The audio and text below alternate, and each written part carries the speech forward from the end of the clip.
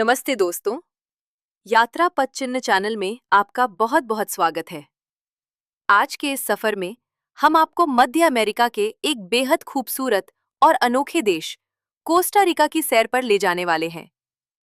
प्राकृतिक सुंदरता, अजीबो-गरीब कानूनों और एक शांत जीवन शैली से भरे इस देश के बारे में ऐसी कई दिलचस्प बातें हैं जो आपको हैरान कर देंगी। तो चलिए, यात्रा पथ चिन्ह के साथ इस रोमांचक कहानी और यात्रा की शुरुआत करते हैं। नंबर 1, कोस्टा रिका के अजीब कानून। कोस्टा रिका में सार्वजनिक रूप से धूम्रपान करना लगभग एक सांस्कृतिक अपराध माना जाता है। आपको पार्क, रेस्तरां, समुद्र तटों, होटलों या यहाँ तक कि टैक्सियों में भी सिगरेट जलाने की अनुमति नहीं है। कोस्टा रिका को धूम्रपान मुक्त देश बनाने के उद्देश्य से सरकार तंबाकू से संबंधित किसी भी विज्ञापन पर सख्त प्रतिबंध लगाती है। पैकेजिंग पर स्वास्थ्य चेतावनी की जानकारी सामने और पीछे की सतहों के कम से कम आधे हिस्से को कवर करनी चाहिए। वे सिगरेट की खुदरा बिक्री की भी अनुमति नहीं देते हैं। ये अनिवार्य किया गया है कि प्रत्येक पैक में कम से कम 20 सिगरेट होनी चाहिए, जिससे कीमत लगभग $8 तक बढ़ जाती है, ताकि आबादी, विशेष रूप से युवाओं के बीच मांग को कम किया जा सके। उल्लंघन के मामले में आपराधिक आरोपों का सामना करने से बचने के लिए अपनी जेब में कम से कम $400 रखना सुनिश्चित करें। लेकिन कोस्टा रिका न केवल तंबाकू के बारे में सख्त है, बल्कि ये देश वन्य जीवों की रक्षा करने में भी बहुत कठोर है। जंगली जानवरों को खाना खिलाने का हानि रहित लगने वाला काम भी अवैध माना जाता है।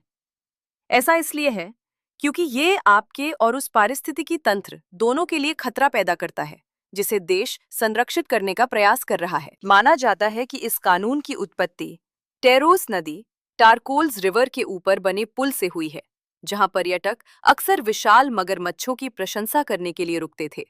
अतीत में कई स्थानीय लोग पर्यटकों के लिए सड़क के किनारे जमे हुए मुर्गियां बेचते थे, ताकि वे उन्हें मगरमच्छों की ओर फेंक सकें। सरकार ने इस दृश्य को भद्दा, पर्यावरण को प्रदूषित करने वाला और मगरमच्छों की शिकार करने की प्रवृत्ति के लिए हानिकारक माना। अधिकांश अन्य देशों में गाड़ी चलाते समय शराब पीने पर कड़ी सजा दी जाती है, लेकिन कोस्टा रिका में यह आपके ड्राइविंग अनुभव पर भी निर्भर करता है। दरअसल, यातायात कानून बताते हैं कि यदि चालक के पास 3 साल से कम का अनुभव है, तो रक्त में शराब की सांद्रता केवल 0.2 ग्राम तक ही अनुमत है। अधिक अनुभवी चालकों के लिए यह सीमा बढ़कर 0.75 ग्राम हो जाती है। ये खतरनाक लग सकता है, लेकिन वास्तव में 0.75 ग्राम आपके लिए वोडका के 2 मानक शॉट पीने के लिए पर्याप्त है, जबकि एक नौसिखिए चालक के लिए ये आधा शॉट भी नहीं है। इसके अलावा कोस्टा रिका में पोशाक के संबंध में भी नियम हैं।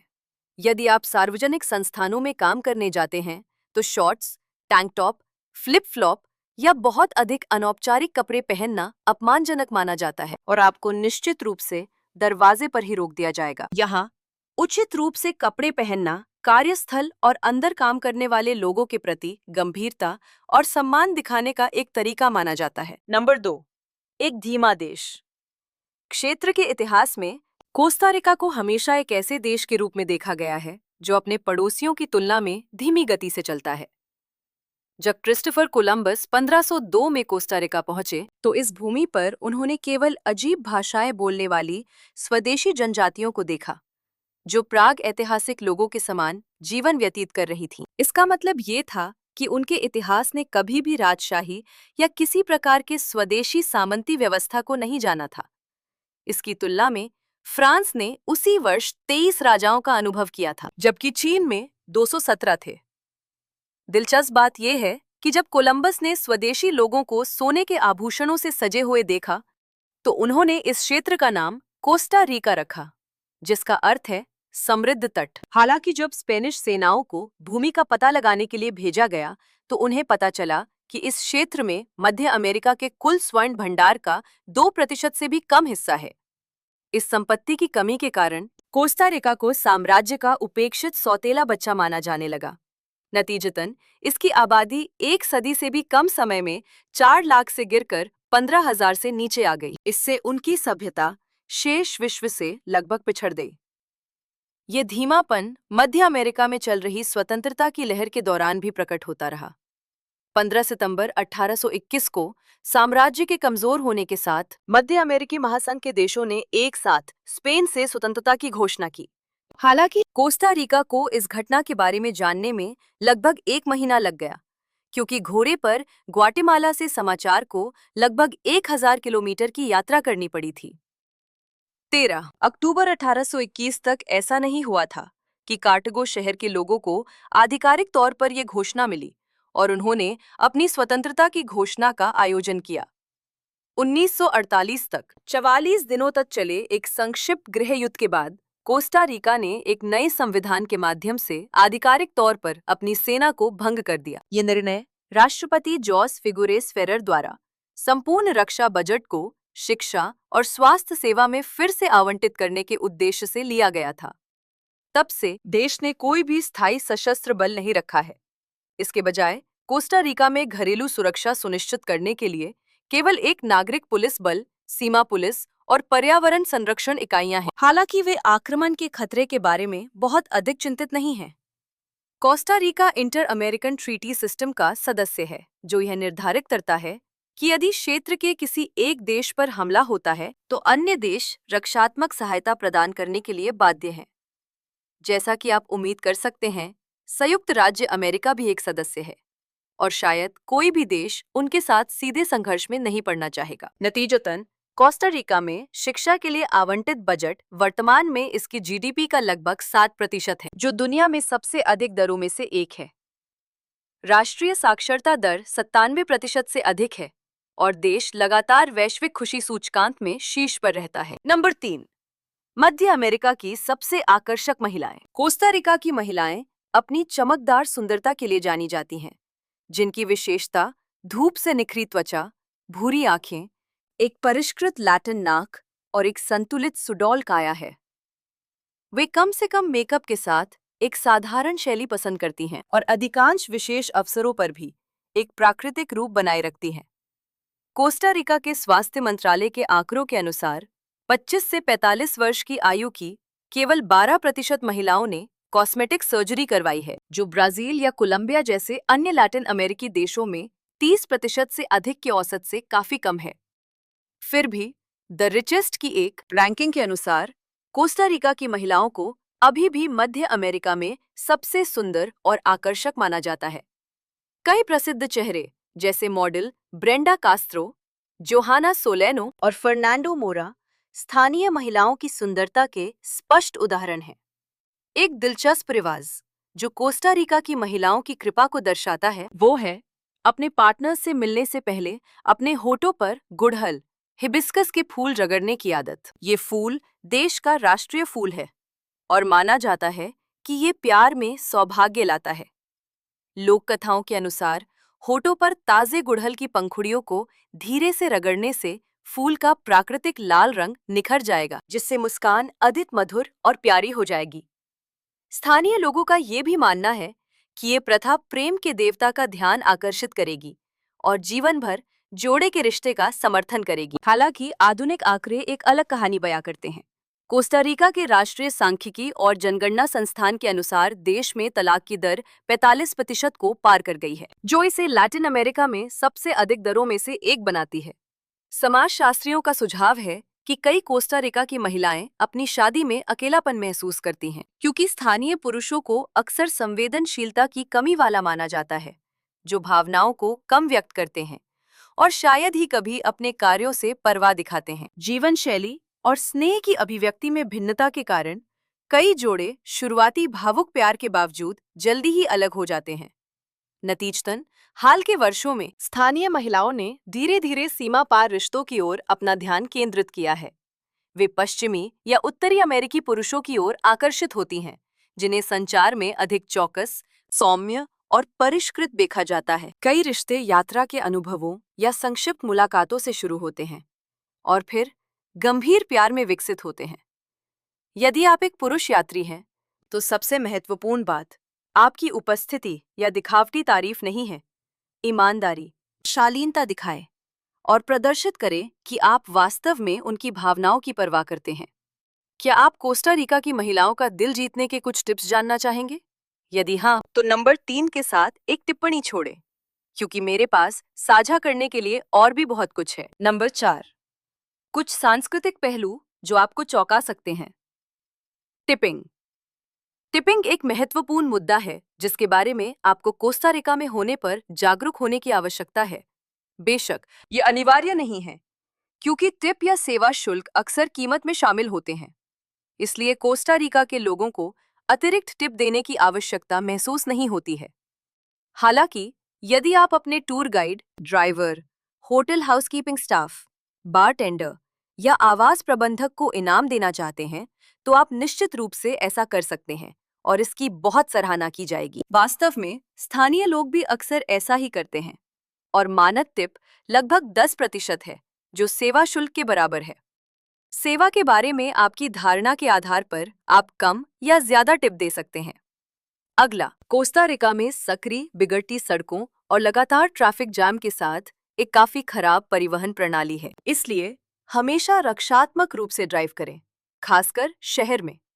आप आसानी से नोटिस करेंगे कि वाहन अक्सर लेन में अंदर बाहर होते हैं, स्टॉप संकेतों को नजरअंदाज करते हैं, लाल बत्ती पार करते हैं और टर्न सिग्नल का उपयोग करने में विफल रहते हैं।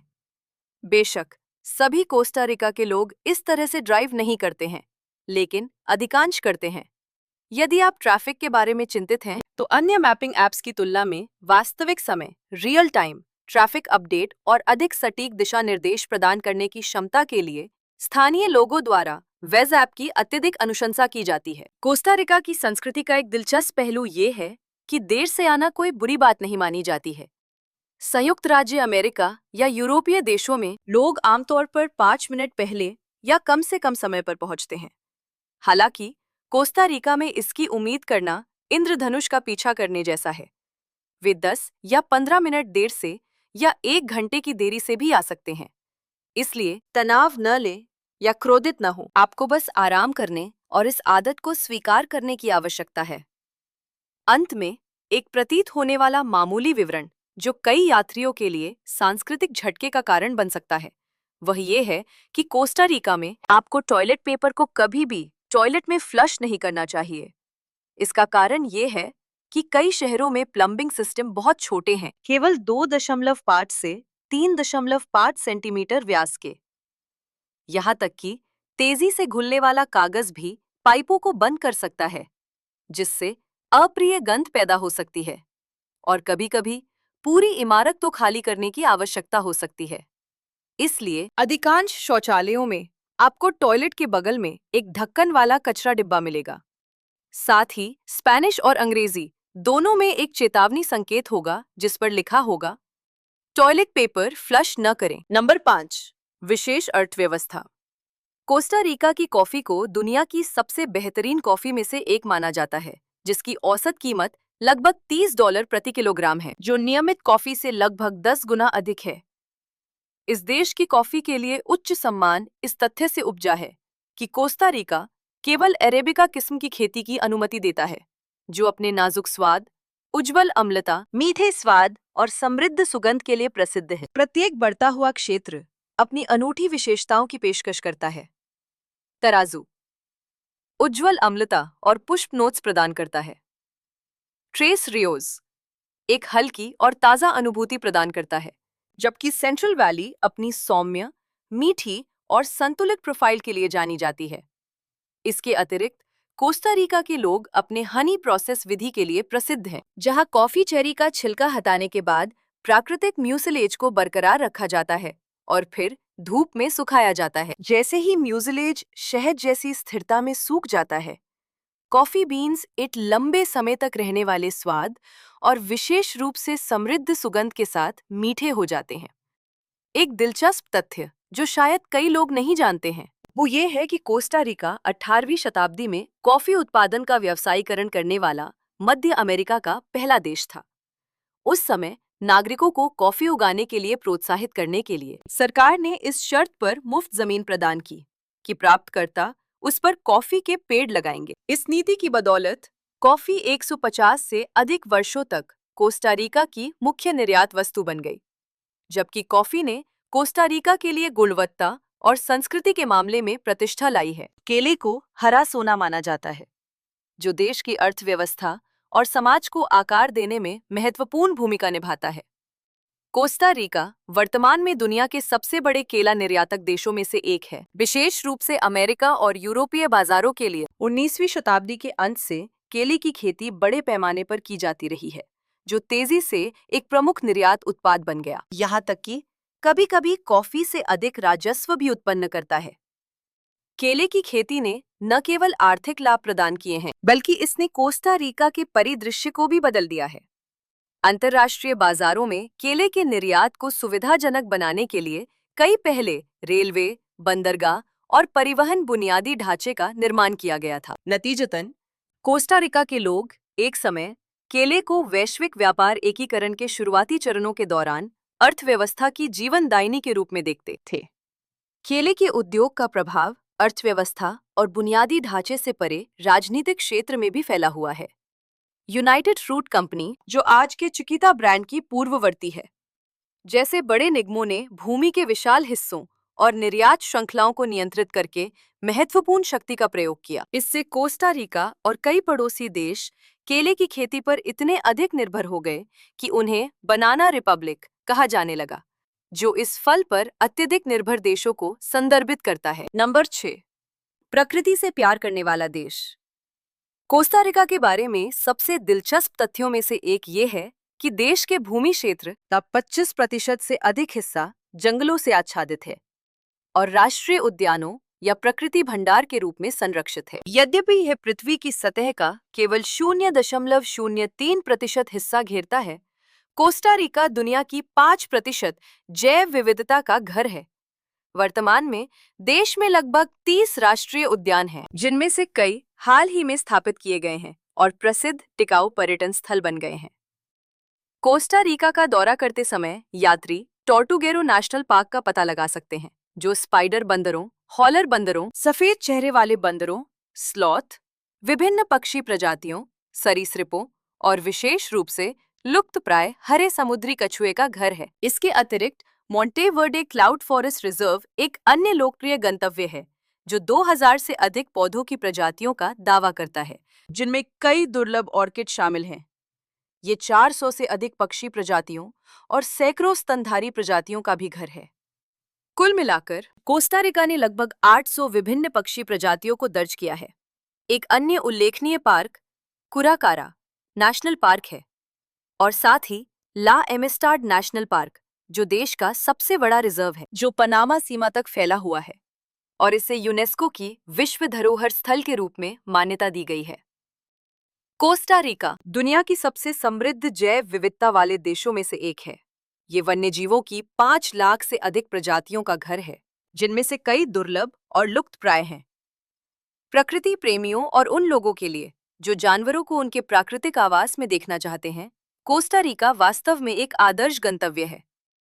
इस देश में पहुंचने पर आगंतुक 5 लाख से अधिक प्रजातियों के बीच क्षेत्र के अद्वितीय वन्य जीवों को देखने के लिए राष्ट्रीय उद्यानों और राजसी ज्वालामुखियों का पता लगा सकते हैं। यहाँ लगभग 900 विभिन्न पक्षी प्रजातियां हैं, जो कोस्टा रिका को पक्षी देखने वालों और प्रकृति प्रेमियों के लिए एक स्वर्ग बनाती है। नंबर 7, कोस्टा रिका की जानवरों की दुनिया।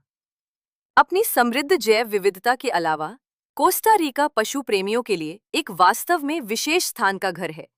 टेरिटोरियो डी जागुएटेस, जिसका अनुवाद खोए हुए कुत्तों की भूमि है। इस अभयारण्य में विभिन्न नस्लों के लगभग 1000 कुत्ते रहते हैं, जिनमें से अधिकांश परित्यक्त या आवारा हैं। ये क्षेत्र कोस्टा रिका में एक निजी स्वयंसेवी संगठन द्वारा चलाया जाता है और इसे कुत्तों के साम्राज्य के रूप में व्यापक रूप से जाना जाता है। यहाँ हर कुत्ते की अच्छी तरह से देखभाल की जाती है, जिसमें सभी आवश्यक सुविधाएं शामिल हैं, जैसे बिस्तर, नहाने के क्षेत्र, खाने की जगह और साफ पानी की भरपूर आपूर्ति। आगंतुक कुत्तों के साथ टहल सकते हैं और यदि वे चाहें तो किसी को गोद भी ले सकते हैं। प्रत्येक कुत्ते को एक मजेदार और अनोखा नाम दिया जाता है, जो उसकी नस्ल या व्यक्तित्व को दर्शाता है, जैसे कि चबी टेल कुत्ता, जिसे राउंड टेल जर्मन डोबरमन कहा जाता है, या एक उग्र पूंछ वाला कुत्ता, जिसे burning tailed Spanish border cocker कहा जाता है। टेरिटोरियो डिजाग्वेटेस के स्वयंसेवक और कर्मचारी अपना अधिकांश समय धूप सेकने, कोस्टा रिका की ताज़ी हवा का आनंद लेने और ये सुनिश्चित करने में बिताते हैं कि प्रत्येक कुत्ते को उचित देखभाल मिले। इस क्षेत्र में हर कुत्ते का अपना बिस्तर, एक आरामदायक विश्राम स्थान है और उसे हर समय पर्याप्त भोजन और साफ पानी उपलब्ध कराया जाता है। इस देश में एक अनोखी प्राकृतिक घटना भी होती है, जहां 1 लाख से अधिक ऑलिव रिडले समुद्री कछुए अंडे देने के लिए एक साथ तट पर आते हैं। ये घटना ऑस्टियोनल नेशनल वाइल्ड लाइफ रिफ्यूजस में होती है, जो प्रशांत तट के किनारे एक एकांत समुद्र तट है। इस दौरान मादा कछुए रेत के समुद्र तट पर सामूहिक रूप से घोंसले खोदने और लाखों अंडे देने के लिए इकट्ठा होती हैं, जिससे एक शानदार दृश्य बनता है। अरीबाडा साल में कई बार हो सकता है, लेकिन ये बरसात के मौसम में सबसे शक्तिशाली होता है, जब प्राकृतिक परिस्थितियां अनुकूल होती हैं। हाल के वर्षों में, विशेष रूप से 2015 से, ऑस्टिन क्षेत्र एक लोकप्रिय गंतव्य बन गया है, जो इस चमत्कारी घटना को देखने के लिए उत्सुक कई पर्यटकों को आकर्षित करता है। हालांकि तस्वीरें लेने वाले और बहुत करीब जाने वाले लोगों की भीड़ ने कुछ कछुओं को डरा दिया है, जिससे वे अंडे देने से पहले ही समुद्र में लौट जाते हैं। कुछ आगंतुकों ने अनजाने में रास्ते रोक दिए हैं, सेल्फी ली हैं या बच्चों को कछुए के घोंसले पर बैठने दिया है, जिससे उनके प्राकृतिक प्रजनन वातावरण को नुकसान पहुंचा है। इस कारण से स्थानीय अधिकारियों ने कछुओं की रक्षा करने और ये सुनिश्चित करने के लिए सख्त नियम लागू किए हैं कि पर्यटन गतिविधियां तटीय पारिस्थितिकी तंत्र को प्रभावित न करें। इस क्षेत्र का दौरा करते समय पर्यटकों को सलाह दी जाती है कि वे एक सुरक्षित दूरी बनाए रखें, फ्लैश फोटोग्राफी का उपयोग करने से बचें और समुद्री कछुओं के घोंसले के स्थान का पूरा सम्मान करें, जिससे कोस्टा रिका के अनमोल प्राकृतिक संतुलन के संरक्षण में योगदान मिले। नंबर 8, राजधानी सैन जोस, देश का दिल। सैन जोस कोस्टा रिका की राजधानी और सबसे बड़ा आर्थिक केंद्र है। ये शहर सेंट्रल वैली में स्थित है, जो समुद्र तल से लगभग 1200 मीटर की ऊंचाई पर पर्वत श्रृंखलाओं और विलुप्त ज्वालामुखियों से घिरा हुआ है।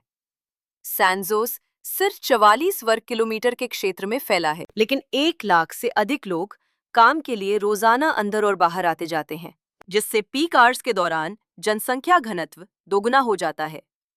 शहर के केंद्र में अधिकांश सड़कों पर केवल 2 से 3 लेन हैं। सुबह और देर दोपहर के दौरान औसत गति अक्सर लगभग 15 किलोमीटर प्रति घंटे तक गिर जाती है। बसें सार्वजनिक परिवहन का प्रमुख रूप बनी हुई हैं, जबकि नई लाइट रेल प्रणाली अभी भी परीक्षण चरण में है और यातायात की भीड़ को कम करने के लिए पर्याप्त नहीं है। सैन जोस अक्सर मध्य अमेरिका के 10 सबसे प्रदूषित शहरों में गिना जाता है।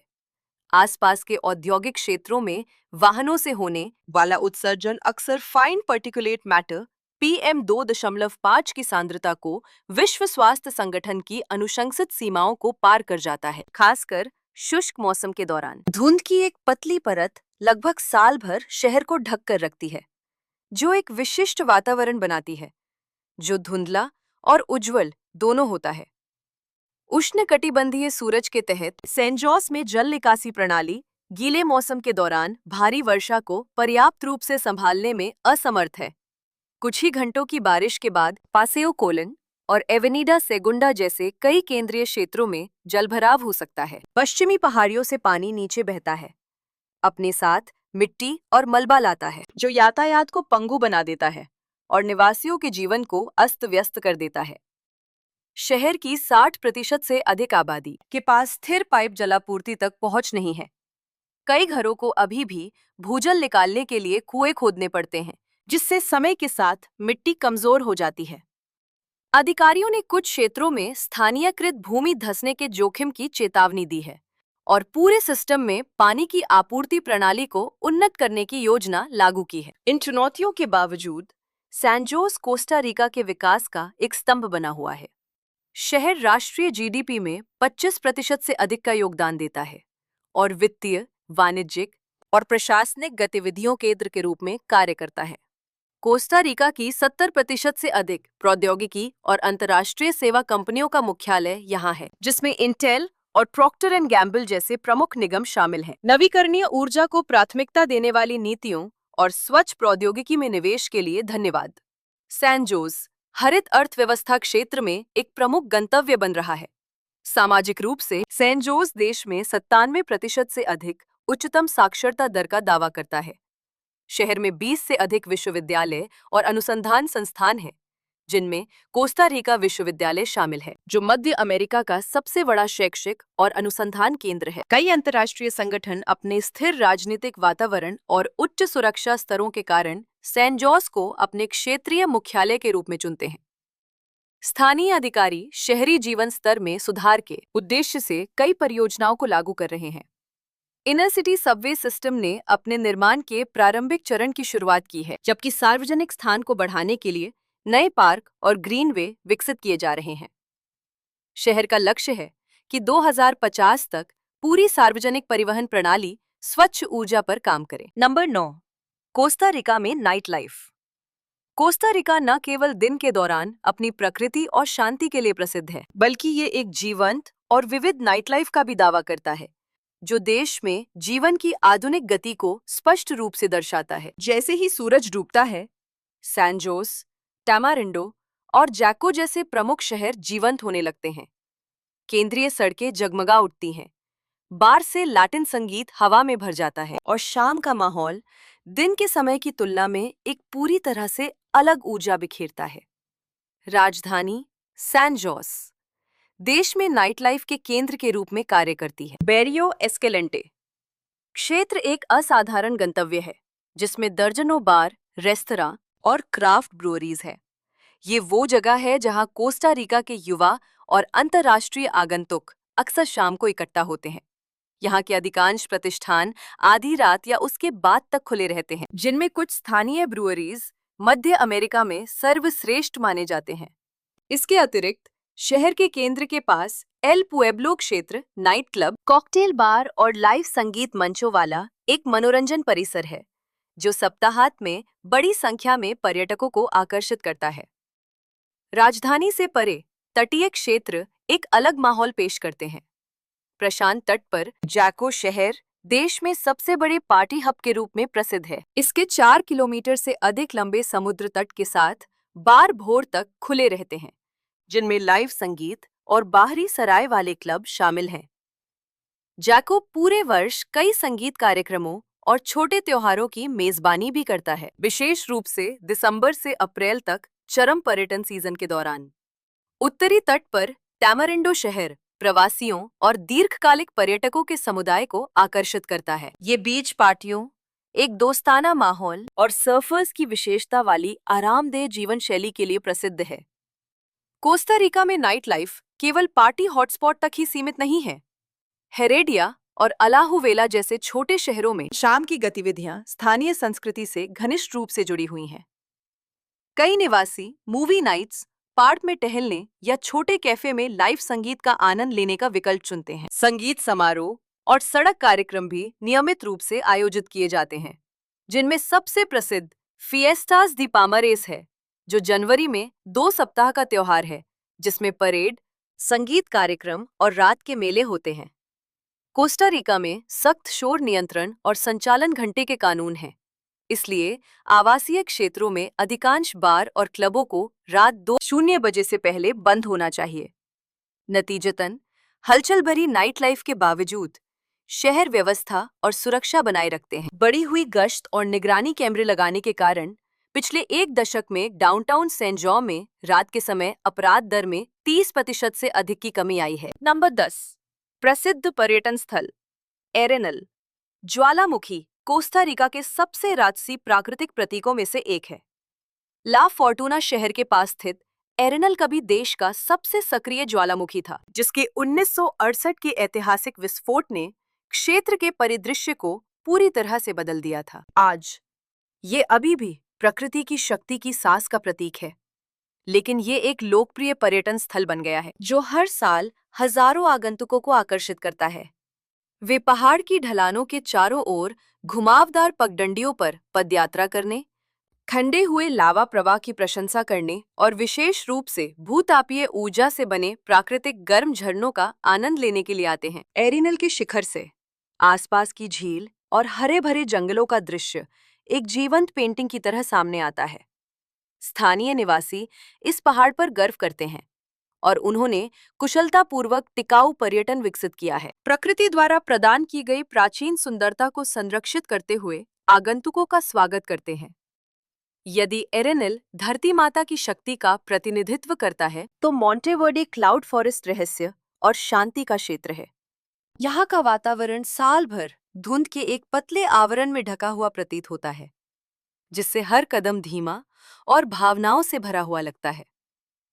काई से ढके प्राचीन पेड़, पक्षियों के गूंजते गीत और ठंडी नम हवा एक दूसरी ही दुनिया में खो जाने का एहसास कराती है।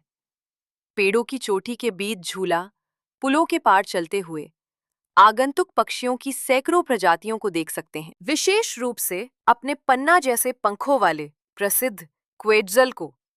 मोंटेवर्डे केवल प्रकृति की खोज के लिए एक जगह नहीं है, बल्कि आंतरिक शांति को फिर से खोजने की एक यात्रा भी है, जहाँ कोई स्वयं और प्राकृतिक दुनिया के बीच सामंजस्य को स्पष्ट रूप से महसूस कर सकता है।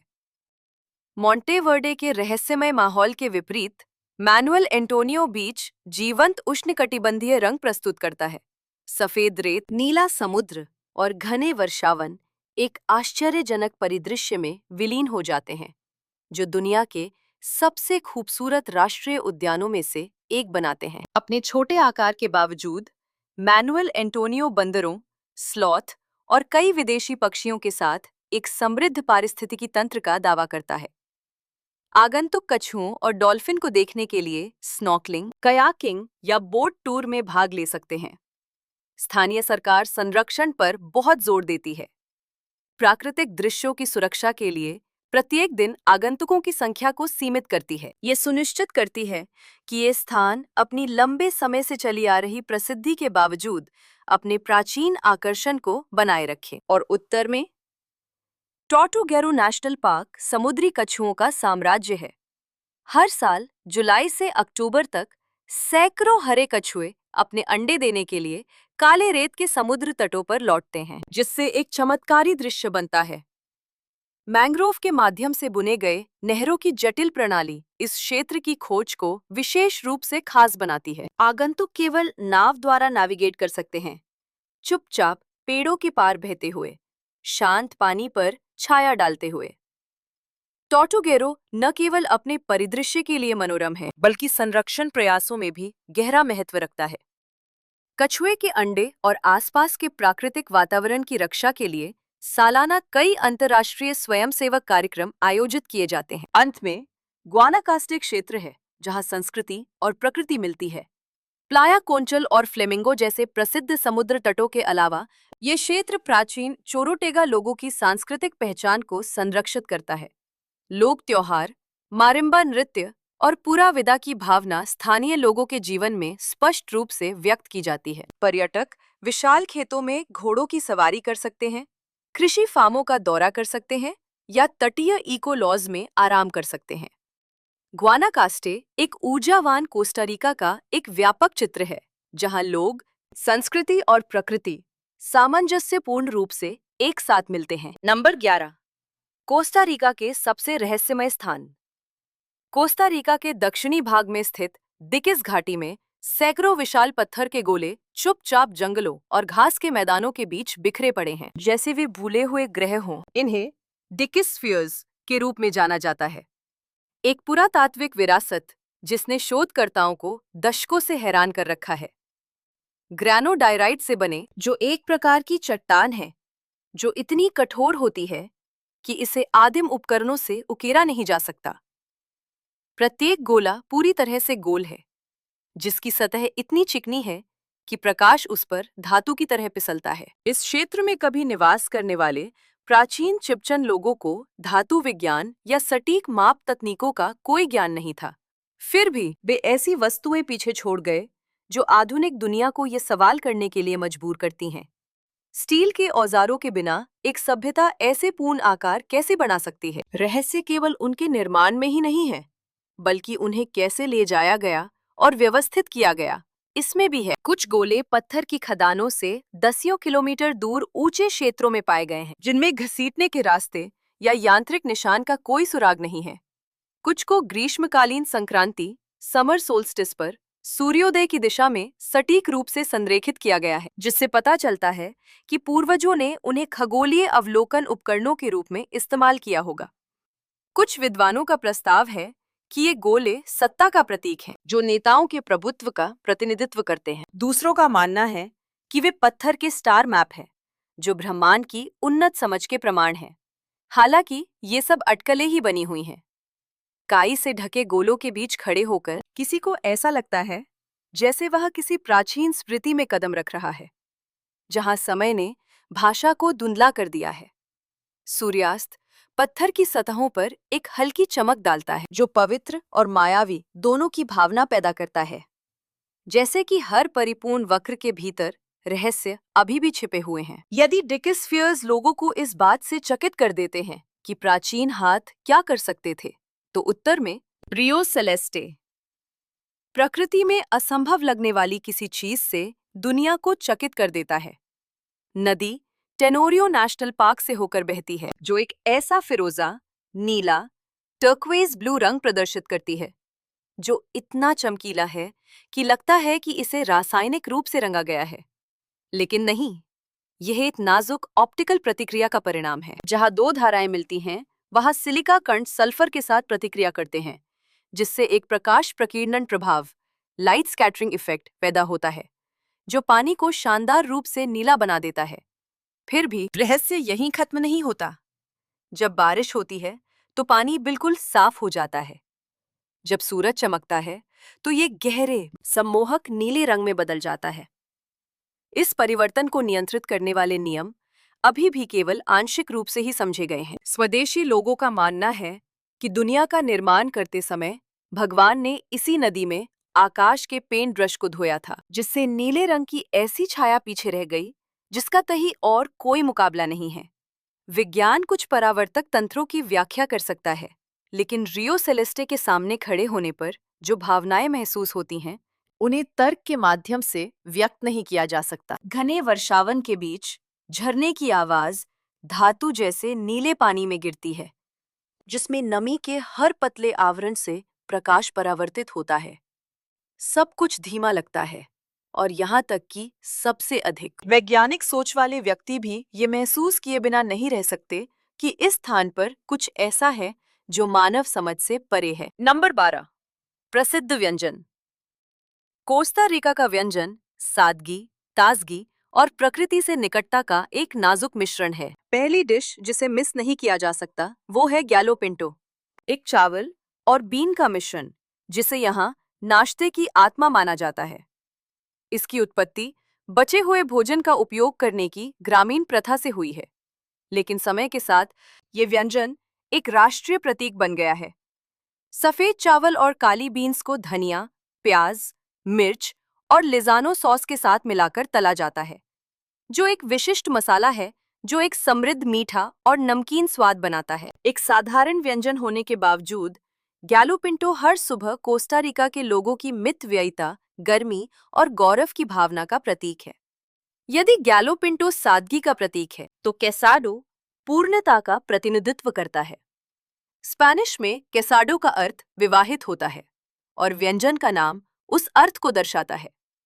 कैसाडो की एक विशिष्ट सर्विंग में आमतौर पर सफेद चावल, बीन्स, भुना हुआ मांस या चिकन, सैलेड, तले हुए केले, प्लांटाइन्स और कभी-कभी एक तला हुआ अंडा शामिल होता है। प्रत्येक सर्विंग एक पूरे पारिवारिक भोजन के समान है, जो देखभाल और साझा करने का प्रतीक है। ऐसा कहा जाता है कि जब कोई कैसाडो खाता है, तो उसे ऐसा महसूस होता है जैसे किसी ने उनके लिए खाना पकाया हो, जो व्यस्त जीवन के बीच गर्मी और परिचितता की भावना पैदा करता है। प्रत्येक क्षेत्र में कैसाडो में स्थानीय स्वादों के साथ मामूली भिन्नताएं होती हैं, जबकि अभी भी पूर्ण भोजन का सार बनाए रखता है। कोस्टा रिका के नीले तटों पर सेविचे टिको एक पूरी तरह से अलग अनुभूति प्रदान करता है। यह व्यंजन ताज़ा, सरल, फिर भी परिष्कृत है। तिलापिया या स्नैपर मछली को लाल प्याज, धनिया और छोटी मिर्च के साथ ताजे नींबू के रस में मैरिनेट किया जाता है। जब इसे खाया जाता है तो तीखा स्वाद मछली की मिठास को उजागर करता है, जिससे तालू को बिना भारी किए उचित मात्रा में उत्तेजना मिलती है। स्थानीय लोग अक्सर लहरों को उठते हुए देखते हुए नमकीन क्रैकर्स या टॉर्टिला चिप्स के साथ सेविचे का आनंद लेते हैं। सिर्फ एक व्यंजन से अधिक। सेविचे टिको एक ताज़ा अनुभव है जो कोस्टा रिका की धूप और हवा के साथ समुद्र के नमकीन सार का प्रतीक है। अंत में कोस्टा रिका की हलचल भरी सड़कों के बीच पेटाकॉन्स।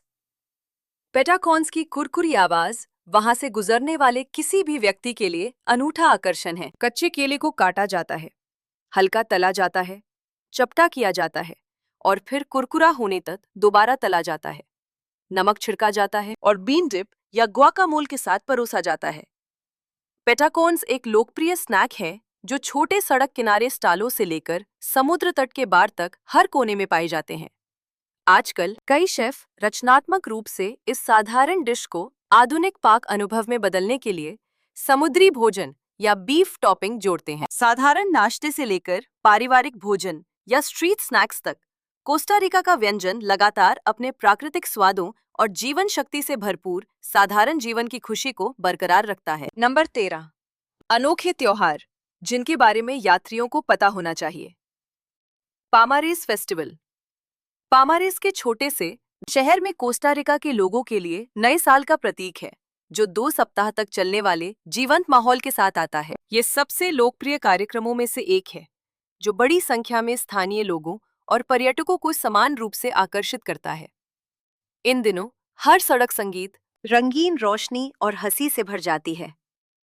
आगंतुक परेड में भाग ले सकते हैं, आउटडोर संगीत कार्यक्रमों का आनंद ले सकते हैं, सौंदर्य प्रतियोगिताएं, घुड़दौड़ देख सकते हैं या बस छोटे सड़क के किनारे बने बार में बियर की चुस्की ले सकते हैं। पामारेस का वातावरण पूरा विदा की भावना का प्रतीक है, जो आशावाद और खुशी की भावना है, जो कोस्टा रिका के लोगों की विशेषता है।